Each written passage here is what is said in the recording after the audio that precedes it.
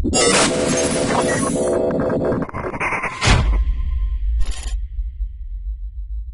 sure that all of you playing Sun and Moon have probably already caught a grubbin by now, so I thought I'd go ahead and cover both of its evolutions, Charjabug and Vikavolt. And I'm sure most of you thought I would be doing just a video on Vikavolt because it seems good on its own, but I think that Charjabug is actually very useful, especially in lower tiers when you can just slap an Evo light on it. So before we get into the stats, we'll be looking at the typing, because they both share the bug electric typing. That means they only have two weaknesses, which is actually really good, because fire and rock, although they're fairly common types, they can't be carried on every single Pokemon. As far as resistances go, they resist electric, grass, fighting, steel, and Vikavolt is immune to ground because it has the levitate ability. Now, Charjabug has the battery ability, which in singles is useless, I believe, but in doubles it powers up your teammates' special attacks. So it can be useful in doubles, but in singles it's really just kind of there, and it doesn't have another ability to replace it. And levitate obviously nullifies ground type moves.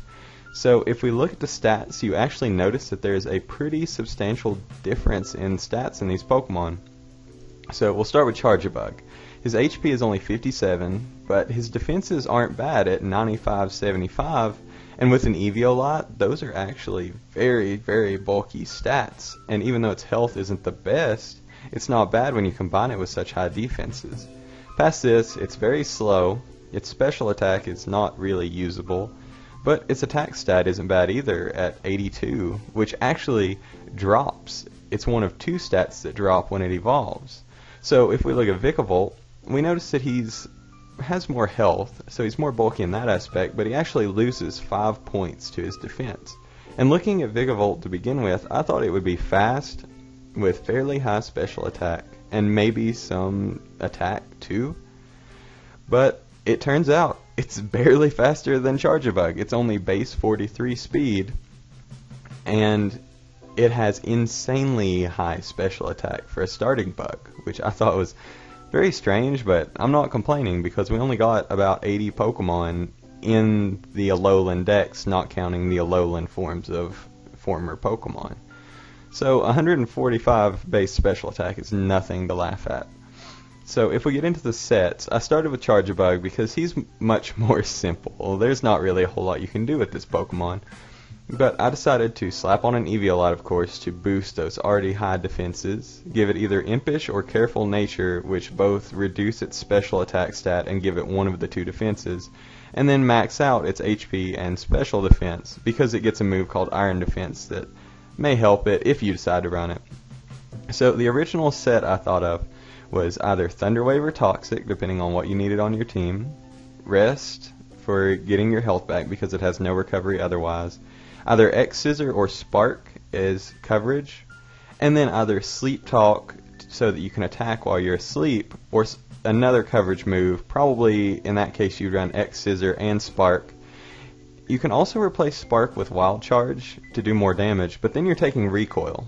And if this Pokemon is primarily a wall in charge of taking hits, you don't want it to also take recoil, so Spark may be the better move in the long run. Past this, it does get a little bit more physical coverage. It gets Poison Jab to help with fairies and grass types. It gets Acrobatics that can help if it were to lose its item, but I don't really see this Pokemon being very useful without an item. It does get Crunch, and as I mentioned before, it gets Iron Defense, so if you wanted to replace either Thunder Wave and Toxic or your coverage move for Iron Defense, you could Rest, Sleep Talk, or just Rest and be building up your defenses, which would allow you to max out your special defense with both the Careful Nature and the max EVs. And that would make this Pokemon very hard to kill. Past this, the last move that I thought would really be useful on its Volt Switch, and that's not at all because it can do damage, but more so that you can gain momentum and switch into something else with a slow Volt Switch, because your opponent is guaranteed, as long as they're not slower, to either switch out or attack you before you Volt Switch, which means you will always have the upper hand on knowing exactly what you want to bring in. And as far as Vikavolt goes, I could see it running two different sets really, but I decided to combine them on one slide because they're really the same thing. So the items I could see this Pokemon carrying more often than not are Leftovers, Expert Belt, and Choice Specs. So Leftovers and Expert Belt are more for a quote-unquote set-up Vikavolt, because although it doesn't gain any setup moves, it does have access to Charge Beam, which is very useful because it has a decently high percentage to raise your special attack. Along with that, I thought if you're running the type that sets up, you just need coverage. So obviously you'll want Thunderbolt for max damage stab. You'll want Bug Buzz for the same reason. And then your last move can be either Air Slash, Energy Ball, or Mud Shot. Now, normally you would never see Mud Shot on a Pokemon in a competitive environment. But I was thinking specifically for Choice Specs Vikavolt that it would be really good, because if you remember back what we were talking about, it only has two weaknesses, Fire and Rock. And what are Fire and Rock types both weak to? Ground. So a 55 base power move, although it doesn't sound very good to start with, on a Pokemon with modest max special attack, choice specs, and its base 145 special attack is going to hurt bad. You could arguably replace Mudshot with Hidden Power Ground, and it would be a bit stronger, but I really want to see Mudshot get use, and you do get the speed lower, which could be helpful. I'm sure very few people will actually run Mudshot over Hidden Power Ground or some other coverage, but I probably will, just to be cheeky and try to catch some what would be obvious switch-ins with a powerful ground type attack. Other moves that it gets: Roost and Thunder Wave are more utility moves. If you were wanting to run the Charge Beam set, then you could replace your extra coverage or your other electric stab with Roost, and that could keep you alive for longer, especially if you wanted to run the Expert Belt as well. Flash Cannon is there for fairy types. As I mentioned earlier, you could carry Hidden Power. You could also carry Hidden Power Ice. You could carry Rock, Fire, whatever coverage you needed on your team.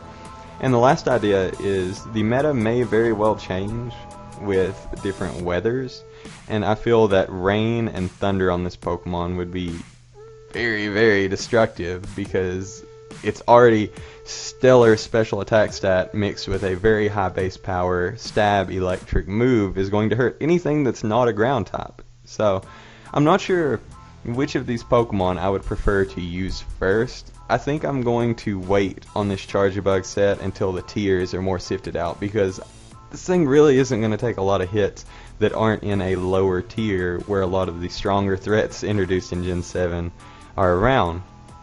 But this is exciting because this is one of the most useful starting bug-type Pokemon from any generation, and I'm really looking forward to using it. It's so strong, and unlike Galvantula, the former unique bug electric type, and Joltik, this thing actually has bulk, and that makes me very excited to use it.